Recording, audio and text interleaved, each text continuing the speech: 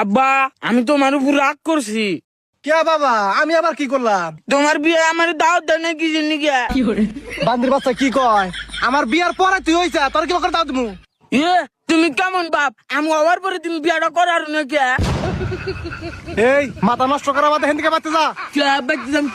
আমার স্কুলের বয়ে লেহা আছে, পরীক্ষার মধ্যে আইবা আমার লেহা নাটবো।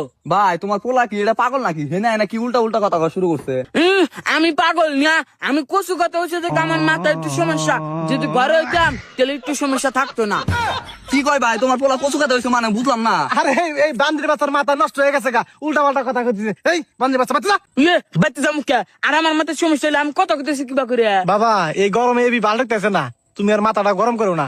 বাচ্চা যাও গা, তোমার বাচ্চা যা বিটা কিনে দিবি। হ্যাঁ কে আমি বিটা খাম কে? আমি কেন ছোট আছি? আমি বড় হয়ে গেছি, আমি বিয়া খাম, তুমি আবার বিয়া করো।